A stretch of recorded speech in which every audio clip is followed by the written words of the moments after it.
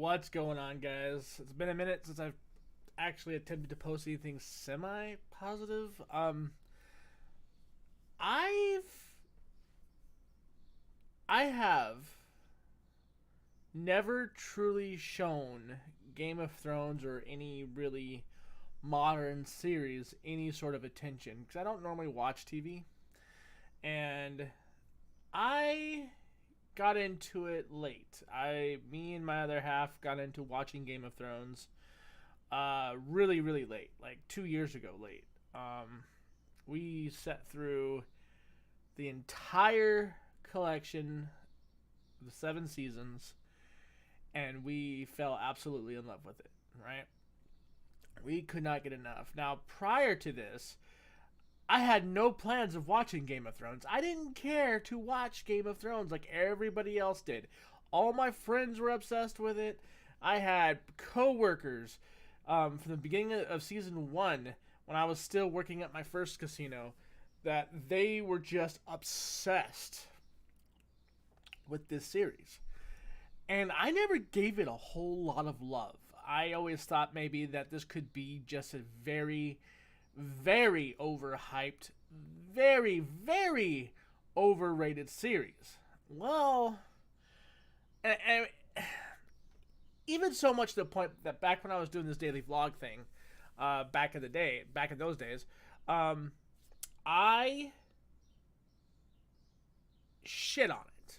Like, I told people it doesn't really look like a good show. It doesn't look like it's going to be anything that it would be up my alley, and I'm just not into it, right? Like, because I saw the previews for it, and then the previews. I'll say this: the previews were pretty badly done back in those days, so I didn't really care about it. But with that being said, episode 1, hooked, line, and sinker. That is something that doesn't happen to me often. I don't really watch series often. Like, these are things that I don't really necessarily put a lot of time into. I would rather be playing video games or making content sometimes. Like, I would rather be doing those things than sitting down stationary for a long period of time to watch a show. We fell in love with the series like you wouldn't believe, right? This was 2000, I want to say 17. Was it 2017 or 18? No, it was 2017, because we were mad that they pushed back the 8th season for a second year. So yeah, 17 is when we first started watching the series. And I have to say, you guys, it is beastly. Like, oh my god. The series is amazing. And that's coming from somebody that the series was overhyped to. I had so many friends telling me, Andrew, you need to watch this. You need to see this. You're going to love it. This is going to be your jam. We just know it. Because a lot of people know that, like, I'm a huge I'm an old Tolkien fan, you know what I mean? That's who I am. I loved Tolkien's literatures as a kid. And I just overall like fantasy-based setting type shows.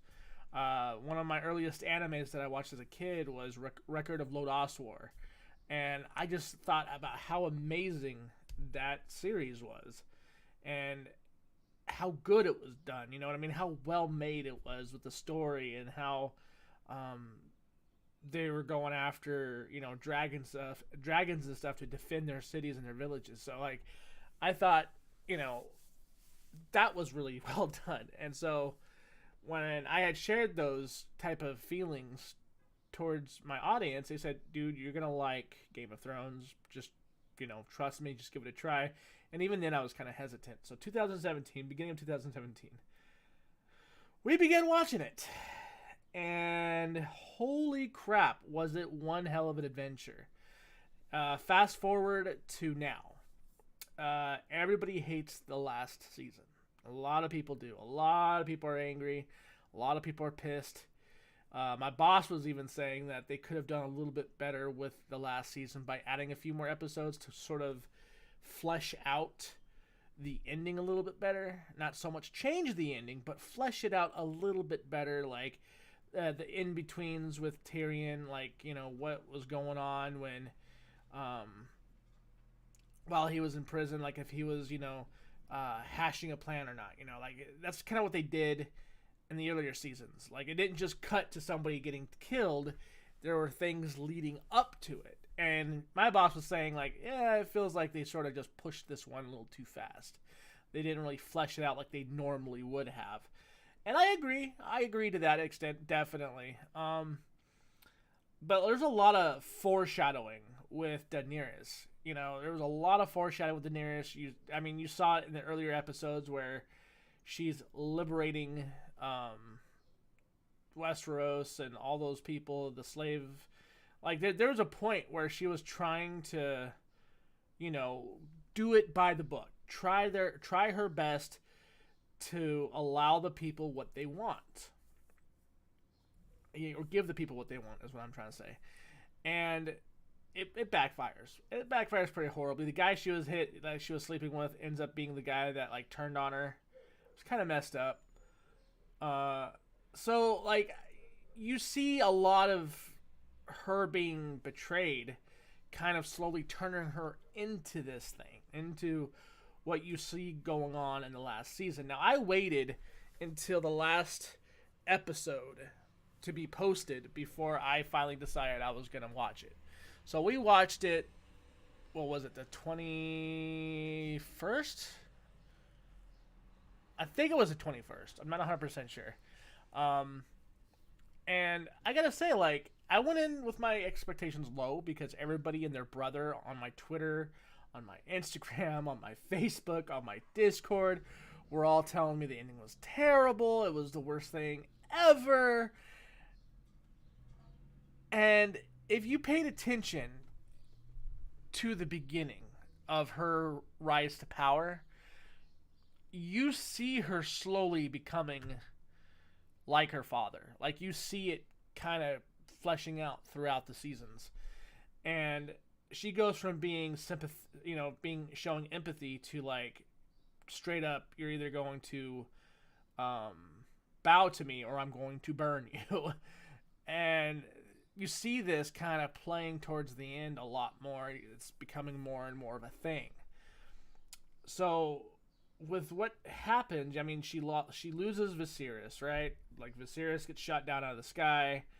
Her first baby gets killed by the Ice King or the Night King or whatever with a spear, and then resurrected into a lich. So like you see those two things really weighing on her. Like she lost two of her children that she loved very much, and that becomes like the catalyst to making her a darker person. And then Drogon, like you can see, like he stops being a teen pretty much. He stops being this rebellious dragon, and he starts to really hone in on what his mom wants. Like he's around her all the time now. He's inseparable, right?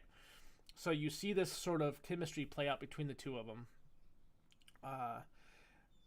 And it's fascinating. It's really, really, really, really fascinating. And I just loved the chemistry that she had with her kids. And the crazy thing to me was when she decided she was going to lay waste to King's Landing, like straight up just slaughtered so many people, right? Like so many people.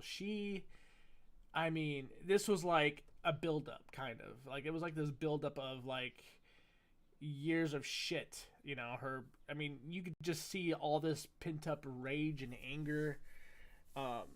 Because originally she said that she wasn't anything like her father, right? Like her father was the Mad King. He killed innocent people, and he thought he was doing the right thing, right? And pretty soon she starts getting into that. She starts kind of going down that path. And I think that the whole King's Landing bit is that finally, the straw that broke the camel's back, pretty much. Her Drogon's brother just gets shot out of the sky by the douchebag of, what was it? The Ironborn? Yeah, that's right. The brother to the king of the Ironborn. He decides he's going to take this dragon out And that just pretty much sealed the fate of these people. Like, King's Landing had no prayer chance in hell of surviving. Even though she had sort of already said she wasn't going to kill these people, that if they rung the bell, she kind of nodded like she was going to agree to it with Tyrion. But Tyrion, breaking his brother out of jail kind of shows that, like, he betrayed her. Not to mention he just narked on Varys for pretty much plotting against her, right? So he gets him killed. But then he slowly realizes that Varys is right. You know what I mean? Varys was right on the money. She's slowly becoming like her father. And she claims that she wasn't, but she was. And I think that's where a lot of people were having issues with her. Because nobody really wanted to look deeply into this. They just looked at it as, this was a shit ending. It was rushed. We hate it, right? Even so much to the point that damn petition got over like 1.5 million or something like that signatures. Look, I'm just looking at it this way. I went in with my expectations very low, and I feel like that was a fair ending. Especially the ending, like the very ending, the iconic Jon Snow, embracing her, kissing her, and then stabbing her. The fact that Drogon didn't kill him was a huge sign that this dragon knew what was going on. Like, he understood that fucking throne got his mother killed. And so he destroys that shit. Like, he's like, fuck this, and he just melts that throne. And I'm just like, wow. Like, that was a pretty powerful scene. This dragon just straight up was like, enough is enough, and just destroys it. And he could have killed Jon Snow in vengeance, you know what I mean? He could have been, the dragon to take out Jon Snow, and then flew off with his mom into to wherever they were going. But they didn't, you know what I mean? Like, he goes to the Night's Watch or whatever, which was, I think a lot of people hated that more than anything. It was like he went back to the Night's Watch. I kind of saw him sort of becoming the true king of the North, because that's kind of where he wanted to be anyways. He liked it up there. There was less shit going on up there than there were in, like, Westeros and King's Landing, and even in his own house. Like, his bannermen at the time, back when the Boltons were alive, killed his family, for fuck's sakes. Like, he didn't want to go back home. Like, there was just too much blood-soaked grounds of his own family there that he wanted to be with the wildlings. So, like, to see that, he kind of gets what he wants, which is really nice. Drogon flies off with his mom. He gets nothing but his mom. Recycling truck. That was pretty loud. I'm not sure if that came through the mic or not. But anyways, Drogon gets his mom to himself pretty much. Like, no more interference.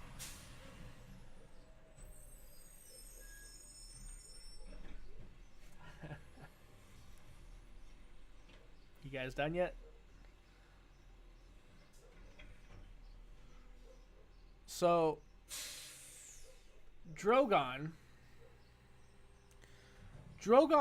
like, surprised me the most. Like, everybody is so hung up on the fact that that she died, right? They're hung up on the fact that she died. They hung up on the fact that Jon Snow didn't take the crown, or the throne. I'm sorry. Not that there's a throne to be had, of course, but they're hung up on all the side stuff. To me, the story was more about pretty much the idea that this woman was able to command such an army, far, probably outreaching further than what her father or her previous family members did. Her father started off with good intentions and became insane. And you saw her kind of going down the same path. And, Grey Worm, he was just, he was in the same boat, right? Like, he just lost his girlfriend, his what could have been his wife. So he has that to hang on to, which is why you see him stab the King's Landing soldier, or not stab it, spears him, which is a pretty dark moment for him. That's probably one of his darkest moments. And they all want Jon Snow dead because he killed Daenerys, and it's like nobody wanted to look at the bigger picture here. Like that, I think that's what annoys me the most, is nobody else picked up on how dark she was getting, like how in her own ass she had her head up, and it's kind of sad because everybody's like so tied up on the fact that Jon Snow's not the king and Daenerys died, and it's like, come on guys, like there's so much more that's wrong with this than what you guys even think. And honestly, if they were to rewrite season 8, it would be an injustice. It really would, because the ending that people want isn't going to be the ending that we need to close off this season. Like, it's not going to be the ending that we need, and I think that's something that nobody wants to look at, maybe. And I'm not liking this for the sake of liking it. It's just I've looked in, like when I watch stuff, I kind of try to pay attention to the smaller details a little bit more, because there's a lot more story there than people are willing to admit. It's not just about the sex and the murder and the violence. It's usually the little tiny details that are just right there in front of your face, and people don't want to pay attention to. So anyways, Game of Thrones, you guys, fantastic series. I loved it. I've been watching Game of Thrones funny moments pretty much all this morning. I got up at like 7 or 6. It's like 8:24 a.m. right now. I'm going to be up for a little bit longer before I go take a nap, but still, like, this has been a fantastic series. I loved it. I should have been watching it at the beginning. All you guys that called me out for it all those years ago, you were right. You're right. I should have been watching this. Absolutely fantastic. Absolutely fantastic. Coworkers of mine were telling me about something that, like, HBO's kind of wanting to do, like a prequel series of Game of Thrones, kind of where, like, Daenerys' father was first coming to power. I don't know if it's going to be good if the original author, isn't going to write it. If he doesn't write it, then I probably won't want to watch it, just for the simple fact that I've seen the adaptations of things in the past where there wasn't really a writer involved. It was just screenplayed and then done, and it just doesn't turn out as good. You know what I mean? Shannara Chronicles is like probably the prime example of that. Like, they didn't really go by the books all that well, I feel. So I mean, there is that. But Martin, if he's not going to be the author of the next set of things that are coming up, I probably won't watch it. I mean, I might, just for the sake that I want to know about the Targaryen bloodline, but because the Targaryen bloodline is really fascinating stuff. Like, they are fucking crazy. They're either super good or they're super bad. There's very rarely they're in the middle, and that's something I'm looking forward to. Hopefully, it'll be good if Martin is going to be the one that's doing the writing, but if not, then I don't know. But anyways, you guys have a good morning, and let me know what you guys think of the video. Peace.